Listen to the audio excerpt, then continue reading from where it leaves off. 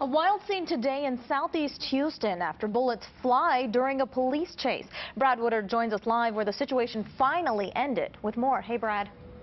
Hey, Reka, police just cleared the scene a few moments ago. One man is in custody after a home invasion and shootout with police, and a second suspect is still on the loose. Cops in a driveway cover the shell casings from an exchange of gunfire that could have had a vastly different outcome. The story actually begins a short distance to the south at an apartment complex on the Gulf Freeway. Police say this man had just returned home from church when the unexpected happened. An unknown male with a gun put the gun to his head, forced him inside of his apartment, tied him up, and then put him into a closet.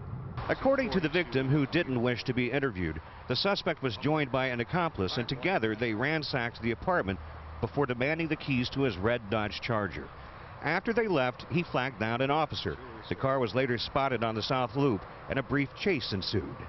The suspect refuses to stop and goes at a high rate of speed to the Woodridge exit. He takes that exit and ends up striking a Chevrolet Tahoe that's driven by a woman. Thankfully, the woman was not seriously injured. Police say the suspect then fled on foot and fired at this officer from a backyard. The officer returned fire, but no one was wounded.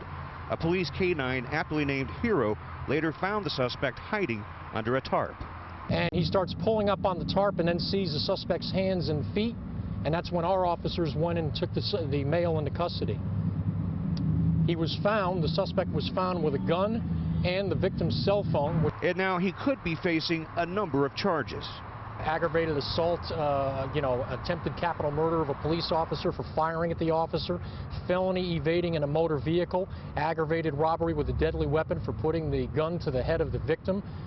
There's just a number of charges that are going to be considered against this guy, and we're glad that he's off the streets. Now, police say it's unclear whether the second suspect was in the stolen vehicle at the time of the crash. If you have information regarding his whereabouts, you're urged to call HPD's Homicide Division. We're live in Southeast Houston. Brad Woodard, KHOU 11 News.